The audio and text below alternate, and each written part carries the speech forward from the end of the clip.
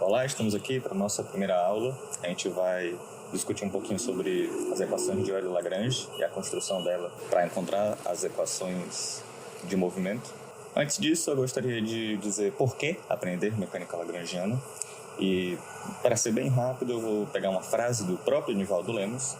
É um fato que todas as teorias físicas fundamentais podem ser formuladas na linguagem lagrangiana. Isso, por si só, já é um motivo muito forte de por que aprender, mas se eu tivesse que escolher seria por conta de você se tornar muito mais íntimo do universo, entender suas simetrias, entender as consequências das simetrias do nosso universo e ter discussões sobre, por exemplo, todas as trajetórias possíveis que um sistema obedece. E é justamente a discussão que a gente vai fazer hoje. Para chegar nas equações de Euler-Lagrange, a gente vai utilizar o princípio de Hamilton. Ele fala que se eu tenho aqui um corpo na posição A e ele vai se movimentar até chegar na posição B, de todas as trajetórias possíveis que esse corpo poderia seguir, a trajetória que ele segue no nosso universo é aquela que torna o funcional da ação estacionário. Isso significa que nós temos uma ação, que ela é a integral do lagrangiano, que por sua vez é a função de Q ponto e T, integrado em relação a T, e a trajetória física real, descrita por esse sistema, vai ser a que torna estacionária o nosso L, ok? O que significa se tornar estacionária? Ser um ponto de máximo, um ponto de mínimo ou um ponto de célula, ok? Então, beleza, nós temos que tornar estacionária uma integral. Então, é por isso que vai surgir as equações de Euler. Então, como é que nós fazemos isso? Nós vamos usar a seguinte noção. A gente vai representar todas as ações possíveis de todas as trajetórias possíveis para esse sistema. E eu vou representar por S'. Esse S' vai ser o nosso S, que é o que de fato o nosso universo vai obedecer, mais um delta S. Esse delta S, ele inclui todas as outras trajetórias possíveis, entende? E a trajetória real que descreve o nosso universo vai ser quando delta S for igual a zero, ok? Então, esse aqui é o princípio de Hamilton e a gente vai utilizar ele para chegar nas equações de Euler-Lagrange. Para isso, para a gente representar todas as trajetórias físicas possíveis, a gente também vai definir Q', que vai ser o nosso Q, mais um delta Q, onde o nosso delta Q é uma variação infinitesimal no nosso Q. Então, a gente vai escrever como um epsilon eta, onde o eta é uma função de t. Por conta disso, a gente pode escrever agora o que é esse delta Q. Ele está representando todas as trajetórias possíveis aqui do nosso sistema, ok? A gente faz isso porque temos que representar todas as trajetórias possíveis e escolher aquela que torna a ação estacionária.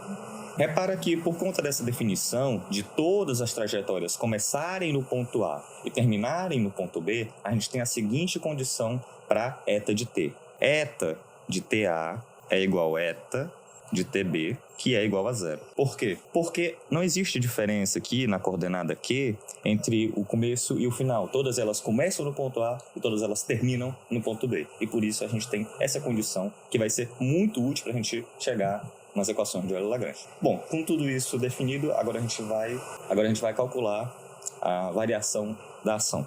Delta S vai ser igual a integral entre TA e TB de L Q mais delta Q ponto mais delta Q ponto e T dt.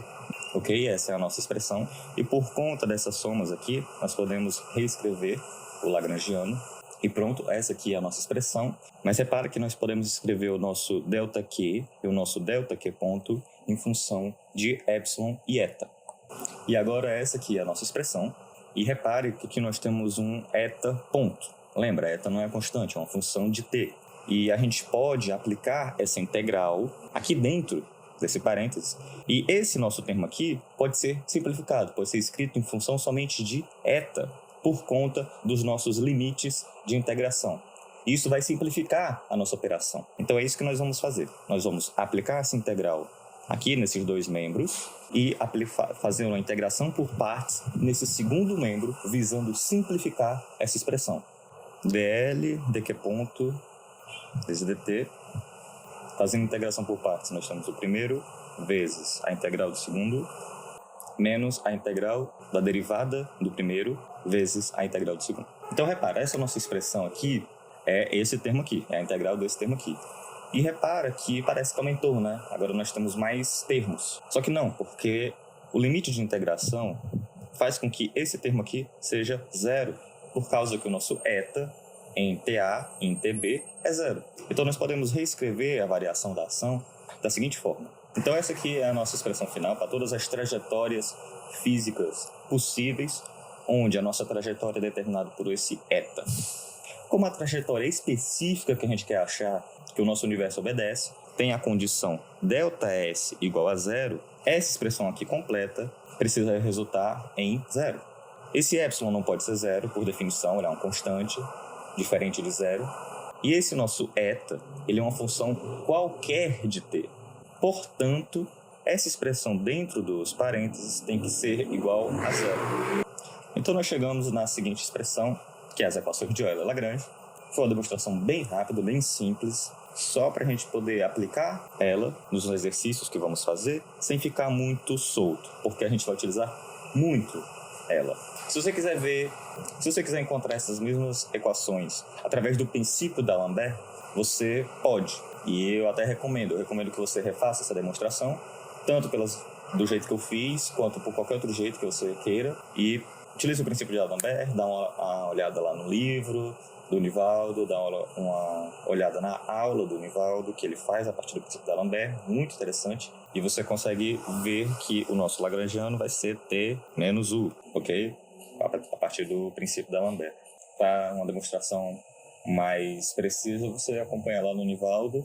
Então, escrevendo o nosso lagrangiano para um determinado sistema e utilizando suas coordenadas generalizadas QI e Q.I, nós podemos aplicar o lagrangiano nas equações de Euler e obter as equações de movimento. É isso, muito obrigado, até a próxima aula, onde nós vamos de fato resolver alguns exercícios.